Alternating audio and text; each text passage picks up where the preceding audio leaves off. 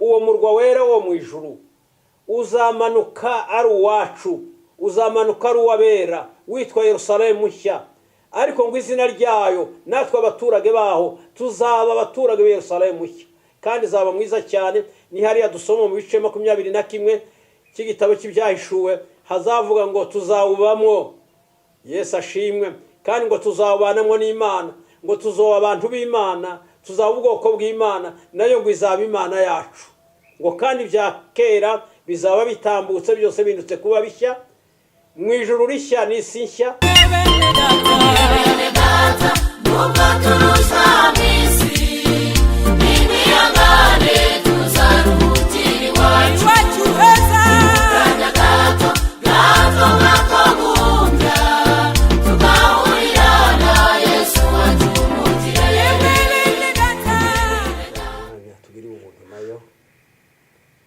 Kuba tuzirikiye aha ngaha turabikesha Imana kandi turayishima, kuko ariyo yaturinze ijoro ryose ikatugeza muri iki gitondo cya none. No mu minsi yashize niyo yaturinze. Turagushimiye Imana wowe watuyoboye ukatugeza aha ngaha, tukaba tugiye kuvuga ijambo ryawe ryavuzwe kera kandi ryavuzwe n'iyera kandi rirera. Twebwe turi abantu, ubuswa n'ubwacu ariko ubwenge n'ubw'Imana.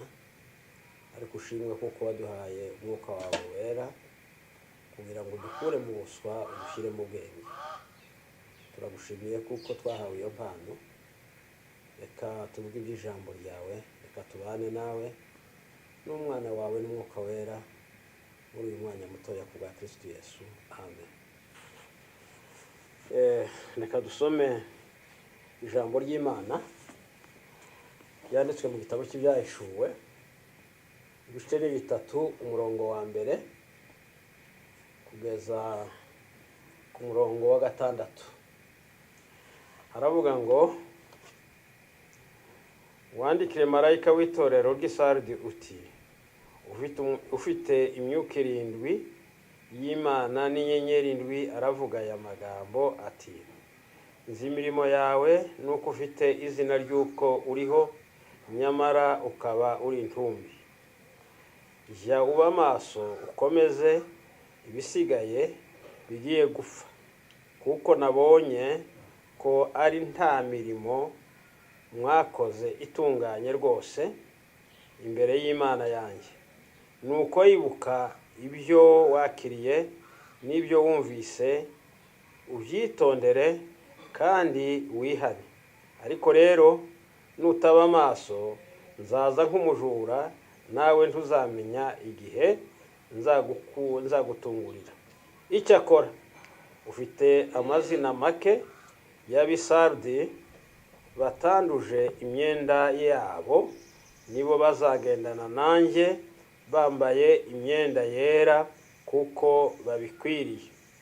Unesha niwe uzambikwa imyenda yera, kandi sinzahanagura izina rye na hato mu gitabo cy'ubugingo, ahubwo nzaturira izina rye imbere ya Data n'imbere y'abamarayika be.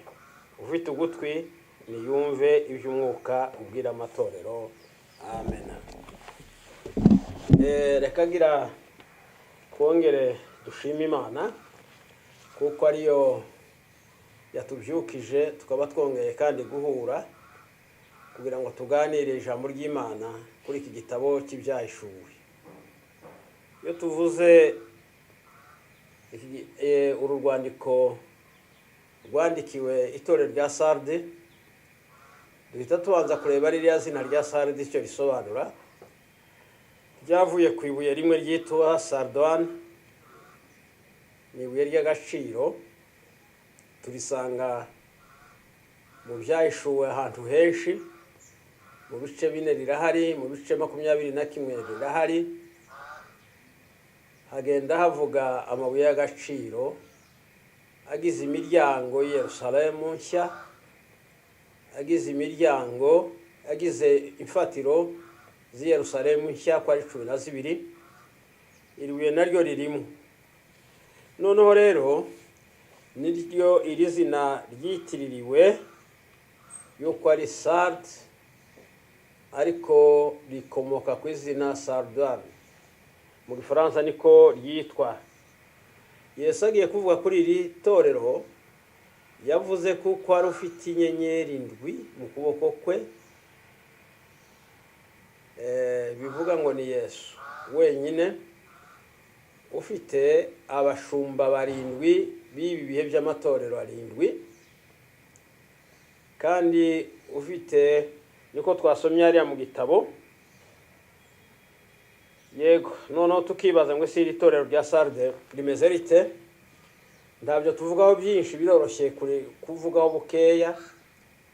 Iri torero icyo Yesu yarigaye, yaravuze ngo iri torero ryibwira ngo ririho kandi ripfuye, nta buzima rifite, ariko ngo rikibwira ngo ririho.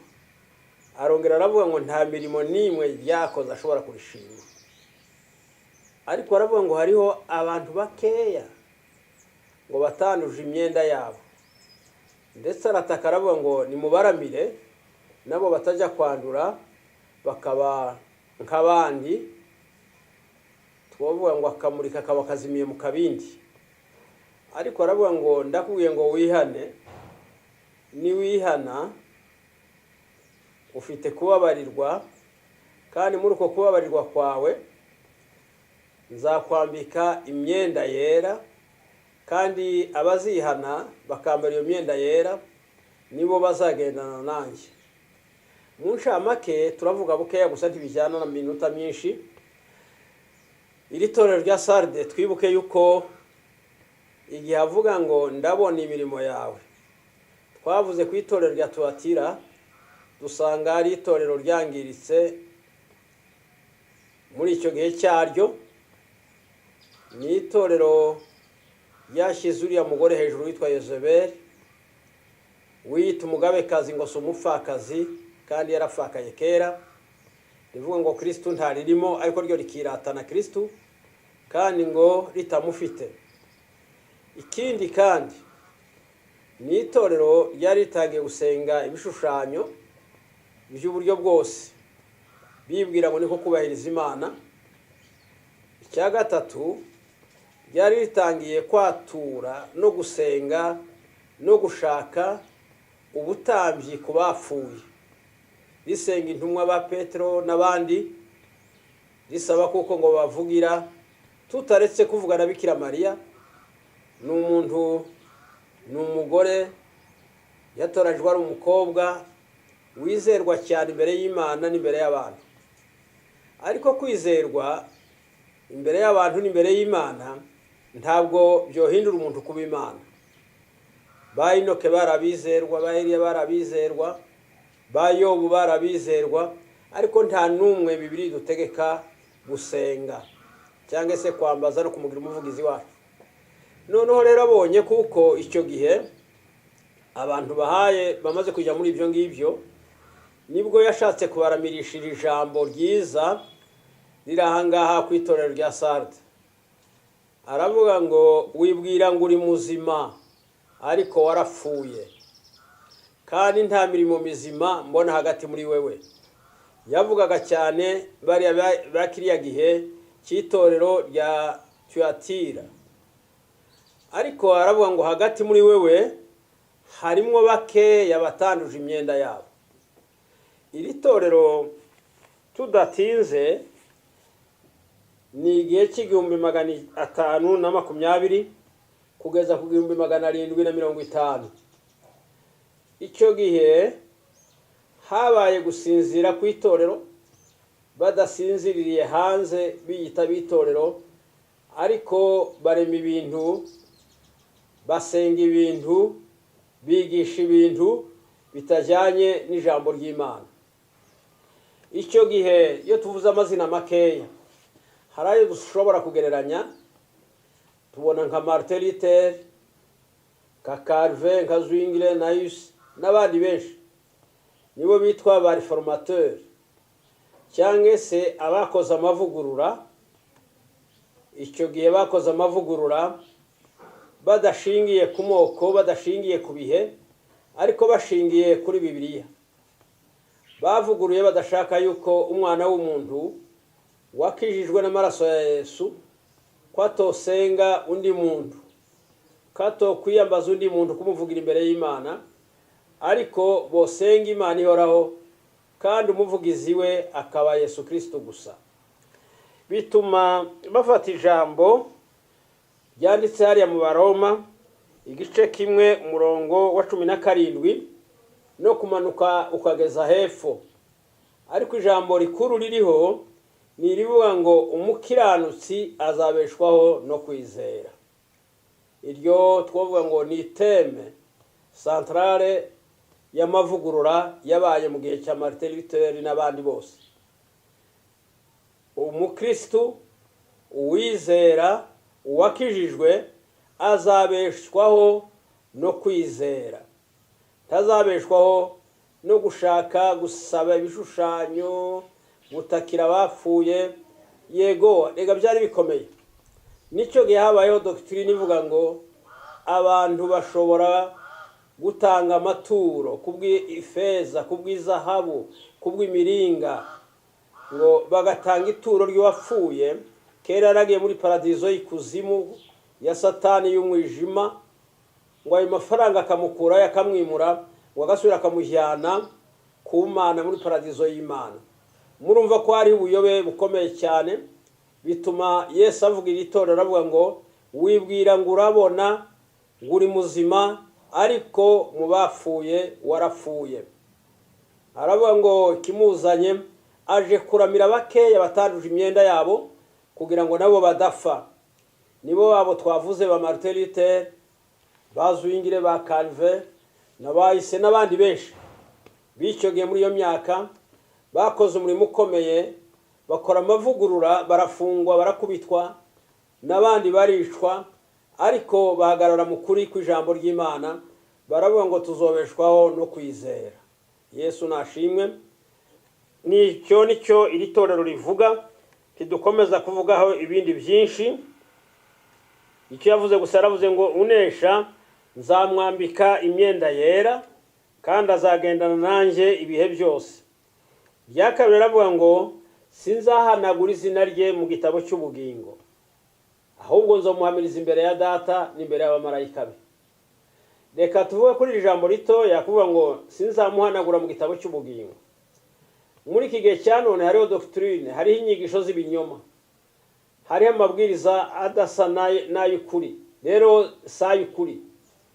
Ni igihe abantu bavuga ngo umuntu yarakijijwe, ngo agakizwa kuzura umwuka wera, akaba umukristo, yokora n'imirimo mu nzu y'Imana, ngo ariko yacumuye kera ngo yaranditswe mu gitabo cy'ubugingo, ngo ntabwo yoba agihanaguwe. Ibyo byose ni imyigishirize y'ibinyoma y'igihe cy'imperuka, iza mu mwuka mubi wa Antikristo, bishukashuka abantu kugira ngo bajye mu ntege nke, abigarurize kuborohereza, ngo uwakijijwe ntazagwa ngo ave mu Mana, ngo Imana kera iba yaramwanditse, yaramuhaye assurance. Reka tuvuge dutya, niba ku isi mu bitabo bya leta, mu bakozi ba leta, umuntu aratwa kuko ari intwara, ariko gwacyacumura agahanwa agacirwa urubanza imbere y'Imana, aho birakabije kandi tubibona inshuro nyinshi. Hari ubwo Mose yasabye Imana aravuga ngo kurimbura Abisirayeli bacumuye, ngo nareke ari we bahanagura mu gitabo cy'ubugingo, ariko Imana iravuga ngo sinzaguhanagura, ngo ariko uwo nzahanagura ni wanshumuyeho. Bitwemeza yuko nyuma yo gukizwa tukamenywa n'Imana, tukabana n'Imana, iyo dukoze ibyaha tugacumura, Imana ihanagura amazina yacu mu gitabo cy'ubugingo. Ariko hahirwa ukomeza icyo yakiriye kugira ngo atazahanagurwa mu gitabo cy'ubugingo. Bene data, izi nyigisho nizo guhakanwa, izi nyigisho nizo gukubitira kure, zivuga ngo uwakijijwe ngo yacumuye ntiyohanagurwa mu gitabo cy'ubugingo. Bibiliya irabitwemerera. Nicyo cyatumye ahangaha Yesu avuga ngo sinzaguhanagura mu gitabo cy'ubugingo, ariko nzatura izina ryawe imbere ya Data n'imbere y'abamarayika be. Yego dukwiye kwemera Bibiliya ibyivuga, ariko ibivugwa n'abantu tukabirekera kure tibyinjira mu mitima yacu, kandi abatwumva bose n'abazatwumva ikindi gihe bamenye ngo umukiranutsi azabeshwaho no kwizera, azabeshwaho no gukiranuka, azabeshwaho no kwezwa, azabeshwaho no kubaha Imana, azabeshwaho no kubana n'Imana yera ituye ahera kandi bana n'abera. Icyo gihe umukiranutsi azaba akamiritse. Imana ishimwe. Reka dukomeze n'itorero rya Philadelphia. Itorero rya Philadelphia ni itorero rya gatandatu muri ayo matorero arindwi. Reka dusome umurongo wa 7 kugeza ku murongo wa 13. Wandikire marayika w'itorero ry'i Philadelphia uti: uwera kandi w'ukuri, ufite urufunguzo rwa Dawidi, ukingura ntiyagira ukinga, kandi ukinga ntiyagira ukingura, aravuga aya magambo ati: nzi imirimo yawe, dore nshyize imbere yawe urugi rukinguye, kandi ntawe ubasha kurukinga. Kuko ufite imbaraga nke, nyamara ukitondera ijambo ryanjye, ntiwihakane izina ryanjye. Dore nguhaye bamwe bo mu isinagogi ya Satani, biyita Abayuda nyamara atari bo, ahubwo ari abanyabinyoma. Dore nzabahata kuza, bikubite imbere y'ibirenge byawe, bamenye yuko nagukunze, kuko witondeye ijambo ryo kwihangana kwanjye.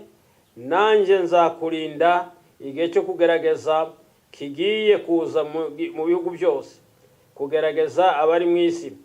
Ndaza vuba, komeza ibyo ufite, hatagira ugutwara ikamba ryawe. Unesha nzamugira inkingi yo mu rusengero rw'Imana yanjye, kandi ntazasohoka ukundi. Nanjye nzamwandikaho izina ry'Imana yanjye n'iry'ururembo rw'Imana yanjye, ari rwo Yerusalemu nshya izamanuka iva mu ijuru iturutse ku Mana yanjye, kandi nzamwandikaho izina ryanjye rishya. Ufite ugutwi niyumve iby'umwuka abwira amatorero. Amen. Yego, iri torero rya Philadelphia ni itorero rya gatandatu muri ariya matorero muri Aziya Yohana yashoboye kubona. Iri torero cyangwa se uyu mujyi wa Philadelphia wahozeho mbere y'uko Yesu avuka mu mwaka w'189 wari uhari, kandi wari uzwi cyane mu gihe cy'abategetsi b'abanyamahanga bari baragerageje gutegeka isi yose. Tuzi kuko n'Abayunani bigeze gutegeka isi yose. Icyo gihe uyu mujyi bari bawuzi. Philadelphia risobanura ngo urukundo rwa kivandimwe. Urukundo rwa kivandimwe turusanga mu Baheburayo ibice 13 umurongo wa mbere, Abaroma ibice 12 umurongo w'10 n'ahandi n'ahandi. Uwatangije iri torero ntabwo tumuzi, ariko ni rimwe hariya mu matorero yo muri Asiya ntoya. Yego, noneho rero tukareba iri torero Yesu arivuga, yaravuze ngo ufite urufunguzo rwa Dawudi, ufunga ntiyagire ufungura, ukinga ntiyagire ukingura, ukingura ntiyagire ukinga. Iri torero rero nkuko twavuze ngo ni upendo wa undugu, ni urukundo rwa kivandimwe, ariko dusanga iby'ukuri rifite umwihariko. Twabonye itorero rya Simuna, dusanga ryari mu mubabaro, risa n'irikennye, ariko Imana iravuga ngo riratunze, kandi arishima kuko rifite ubuzima, rifite imbaraga. Niyo ryabonekaga rifite intege nke, aravuga ngo mufite imbaraga. Ageze muri iri torero rya Philadelphia hari icyo yavuze, yaravuze ngo wewe ufite urufunguzo rwa Dawudi. Dawudi yabanjijwe n'umwami witwa Sawuli, ariko Bibiliya ishaka kutwereka yuko Sawuli yashatswe n'abantu, yimikwa n'abantu, abantu ari bamusabye, kugeza bw'Imana yavuze ngo si wewe Samweli banze, ariko ahubwo ni nje banze. Niko Imana yabwiye Samweli. Igihe abantu bagiraga imigumuko, yarabwiye ati si nje banze, si wewe banze, ahubwo ni nje banze, kuko nari Imana yanyu. Ariko bigeze mu gihe cya Dawudi, abwira Samweli ati rero nguwo usiga amavuta. Yari umwana mutoya abandi batatekerezaga, wari wibagiranye imbere y'umutambyi. Samweli yibagirana mu rugo rwa se, azana abandi bahungu bose 7. Yes, noneho abashikije si Imana yari yatoranije, ariko bibaza kuko nta wundi. Samweli abaza Yesu atari ko abana bawe bose naba? Yesu yasaga n'ushaka kuvuga ati naba ngaba, ariko aravuga ngo naba, ngo ariko ngo ari wakandi gatoya kari mu ntama. Urumva yuko ataragafite muri gahunda yuko koja muri urwo kuba umwami. Asa n'uwakibagiwe, ariko nyuma harakibuka ngo naho karahari. Samweli aravuga ati turihangana kugeza ubwaza tubone kuva ahangaha. Aserutse Imana ibwira Samweli imutunga urutoki, iravuga ngo n'uyu nguyu, kandi uyu niwe ntoranije, niwe umutima wanje wishimira. Amena. Niwe umutima wanje wishimira. Nicyo cyatumye Yesu agiye kuvuga, nawe tubona hariya mu gitabo cy'ibyahishuwe n'ahandi, hakunda kuvuga ngo Yesu wo mu rubyaro rwa Dawudi. Dawudi Imana yamwubakiye izina ryiza cyane y'ubwami, y'ubutware, y'ubushobozi. Dawudi niwe watsinze Goliyati. Dawudi niwe warwanyije ibindi bihugu byose byari bizungurutse Israel, anesha abami bose. Imyaka yatwaye 40, yasize umuhungu wiwe, nawe arangiza imyaka 40 arwanya intambara ntoya gusa imwe, kuko insinzi ya se yari yaraguye amahoro ya Israel. Abanzi ba Israel bose bigizwayo. Aho ngaho dusanga Dawudi mu yindi mvugo ni umwami w'umuhanga, ni umwami w'amaboko, ni umwami w'ubwenge, ni umwami w'intwari. Na Bibiliya iramwubaha cyane. Nicyo gituma na Yesu yitwa ngo ni mwene Dawudi, wo mu rubyaro rwa Dawudi. Nawe biravuga ngo afite urufunguzo rwa Dawudi. Bivuga ngo afite urufunguzo rw'ubwami, ubwa Dawudi bwari muri Israel, ariko ubwa Yesu bwo buri mu ijuru, buri mu isi, buri no munsi y'isi. Bibiliya ni kwitubwira hariya mu Bafilipi ibice 2, iyo tugeze ku murongo w'10-11 dusanga iryo jambo ririho ngo yahawe ububasha mu ijuru no mu isi no munsi y'isi, kugira ngo ibyaremwe byose bimfukamire, kandi ngo bivuge yuko ari we witeka. Yesu nashimwe. Nicyo gituma dusanga iryo jambo riturivugaho kundi cyane. Ifunguzo za Yesu zazifungura twavuga bukeya. Iyo akinguye ntawe uzukinga, kandi iyo akinze ntawe uzikingura. Reka tuvuge dutya, n'ubundi twaranabivuze no mu rusengero, twavuze dutya ngo aza kingirana imbaraga za Satani hanze, umwanzi akamukingira hanze, ariko akadukingurira imigisha yo mu ijuru ikaza ikadusanga. Iyo akinguye ntacyo tuma hagira undi ushobora gukinga. Icyo nshakaga kuvuga muri iyi myaka y'itorero rya Tuyatira, y'itorero rya Sarde, hariho guhagarara ku butumwa bwiza. Ntibwagenda nk'uko byari bigenwe, birahagarara. Bigeze muri iki gihe rero ni igihe ubutumwa bwiza kandi bwakinguriye inzira zo kujya mu mahanga. Amerika y'Epfo yakira ubutumwa, Aziya yakira ubutumwa, Abanyafrika natwe twakira ubutumwa. Imana nishimwe. Icyo ni rwo rufunguzo. Yaravuze ngo mfite urufunguzo rwo gufungura kugira ngo ubutumwa bwiza bugende bwinjire mu yandi makontina. Icyo gihe byabaye, nicyo gihe abamisiyoneri benshi bahagurutse binjira mu bihugu bya Afurika. Reka tuze dushima Imana ku mwisho wabyo, natwe nibwo byatugezeho muri Afurika yo hagati. Imana nishimwe. Abenshi nk'ababatisite, nk'abadisipule n'abandi bari barageze za Kinshasa imbere y'imyaka bukeya, ariko kandi ubutumwa bwiza bwasakaye cyane muri iki gihe cy'imyaka y'itorero rya Philadelphia. Yesu akingura umuryango, akingira n'imbaraga z'umwijima, akingira n'imbaraga z'ubuyobe zari ziyobeje abantu, ariko akingura ubutumwa bwiza. Reka tuvuge ku mateka makeya.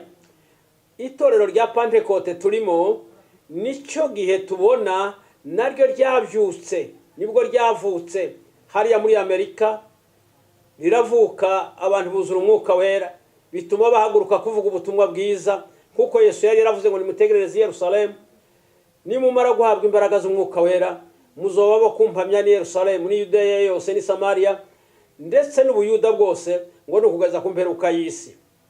Dushobora kuvuga ngo ubwo buvyutse bwabaye nka cya gihe cy'intumwa. Ba misiyoneri barahaguruka binjira ahantu hose.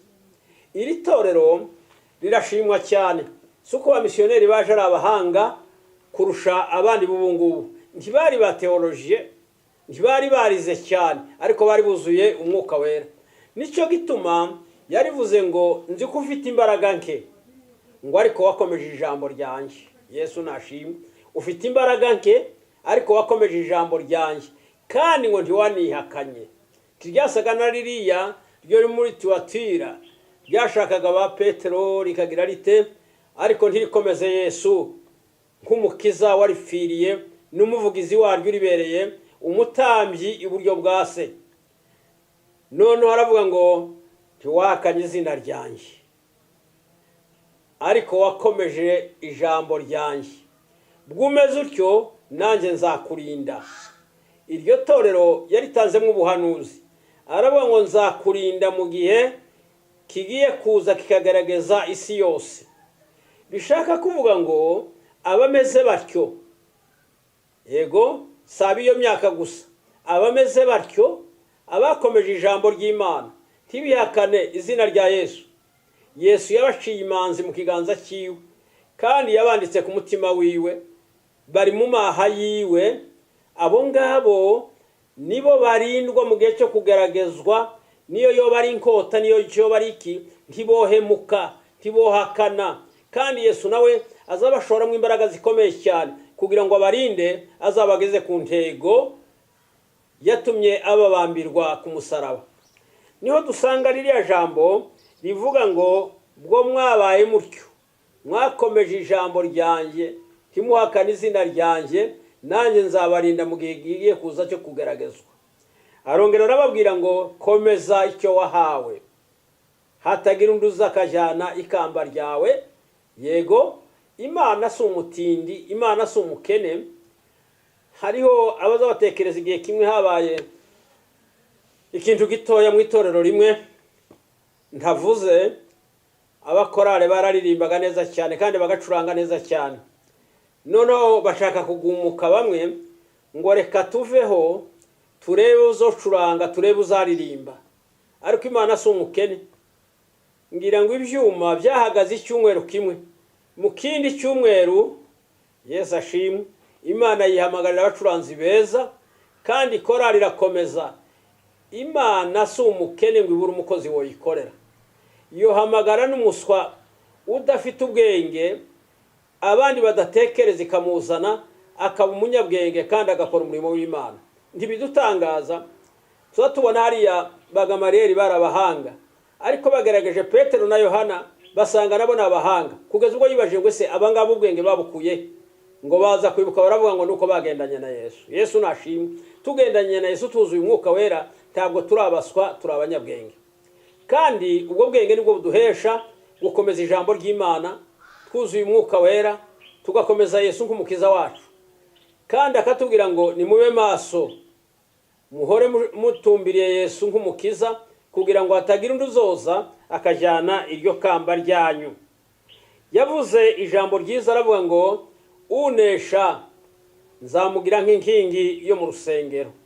Ego abantu baza batekereza ngo kuba inkingi yo mu rusengero ngo tuzoyiba twarageze iriya mu ijuru. Oya, dukwiye kuba inkingi yo mu rusengero tukiri hano mu isi.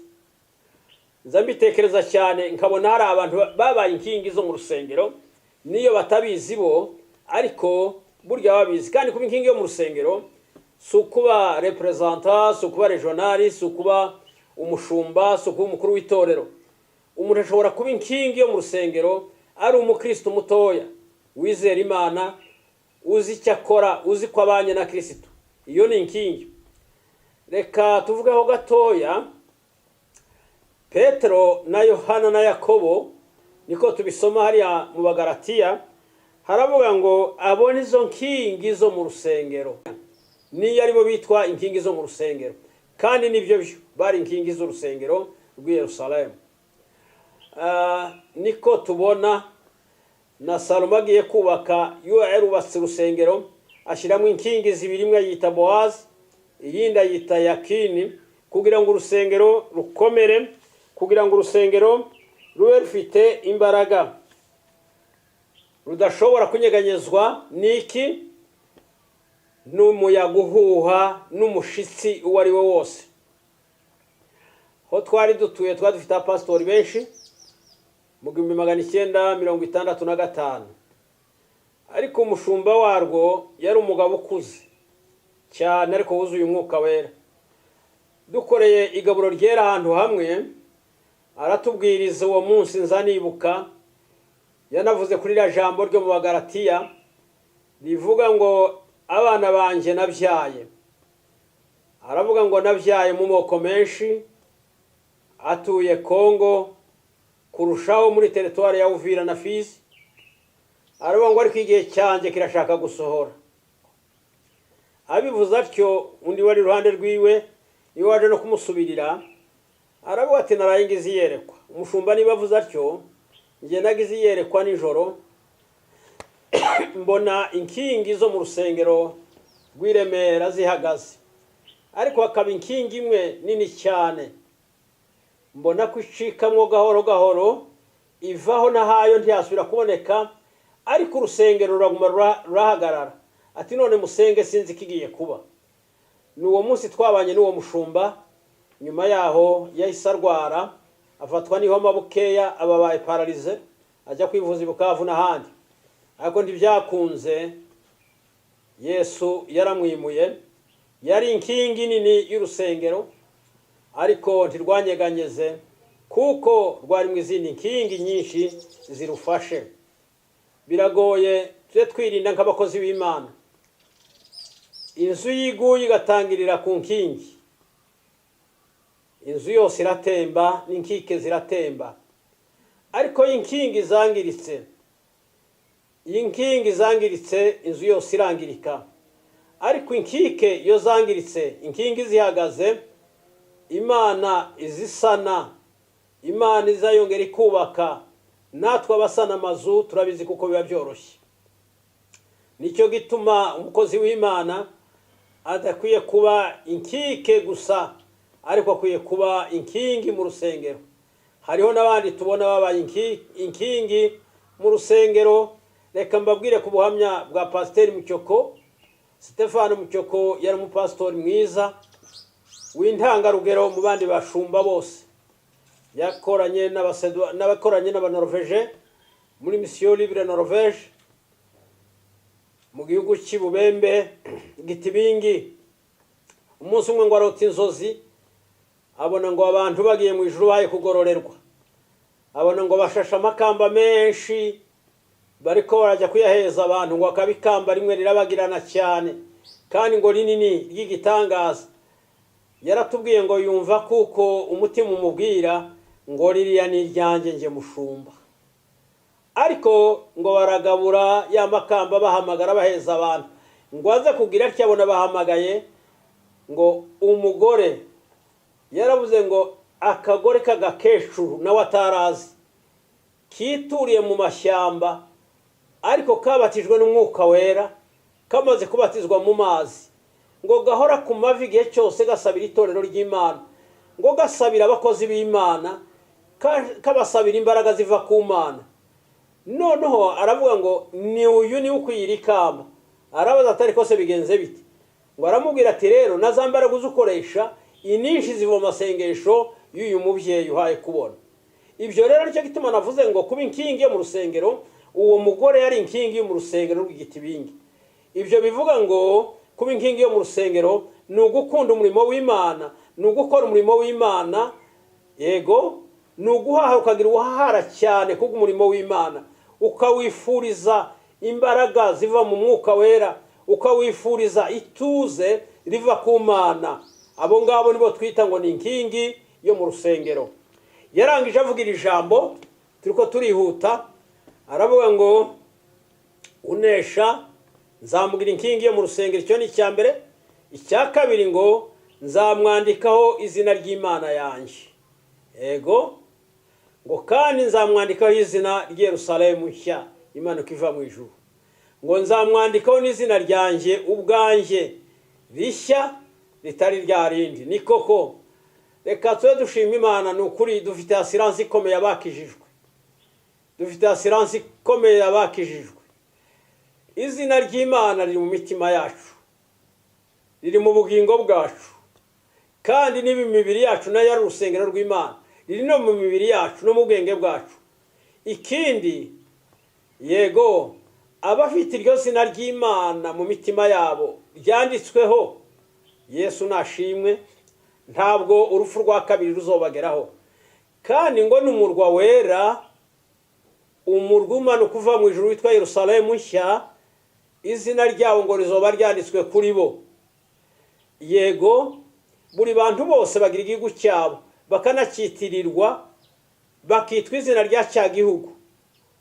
Iyo dutekereje neza, izina ry'igihugu rihindutse, n'abaturage bacyo barahinduka.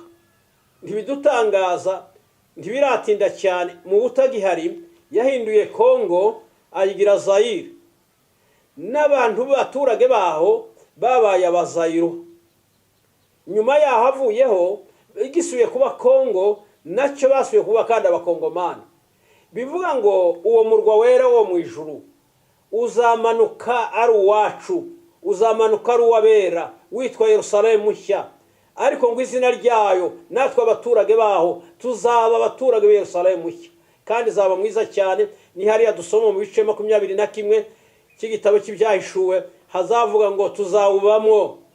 Yesu ashimwe. Kandi ngo tuzabanamwo n'Imana, ngo tuzoba abantu b'Imana, tuzaba ubwoko bw'Imana, nayo ngo izaba Imana yacu.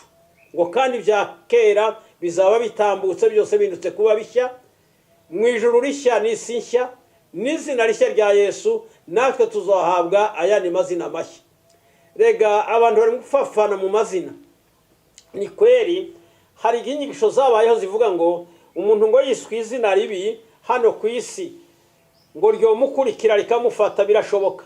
Hari amazina twitwa n'abantu baterekera n'abandi, ariko niba ritarahumanyije Shadrake na Meshake na Abedenego ndetse na Daniel yari yarihimbwe ayo mazina mabi, ariko ntiyahinduye imitima yabo, bakomeje kubabera no kuba intungane z'Imana. Abandi nabo bari mu kuvuga ngo habe n'uvutse adashyitse ngo bamwite izina. Rega na yacu yatwitwa na yacu Imana iziyaduhamagaramo, ariko umunsi w'ijuru rishya n'isi nshya bizaza Yerusalemu nshya, n'amazina yacu dufite nashaka abe meza, nashaka basimbagiza iki, nashaka basingiza Imana. Bibiliya iratwemerera ngo natwe tuzohabwa amazina mashya. Yesu nashimwe. Icyo gihe kuko tuzatubaye mu isi nshya no mu ijuru rishya, turi kumwe n'Imana yacu. Ikiza kintangaza ngo na Yesu azoba afite izina rishya. Yesu nashimwe. Bacu nta zina riruta irya Yesu, mu mazina yose nta riruta irya Kristo. Ariko haleluya, yaravuze ngo nawe azaba afite izina rishya. Nanjye ndanezerewe kuko nzogira izina rishya, nawe unezerwe kuzogira izina rishya. Ariko ibyo byose twiyatire kugira gute? Dukomeze ijambo ry'Imana, kandi titwihakane Yesu kuko ari uzabiduheza. Yesu nashimwe. Amen.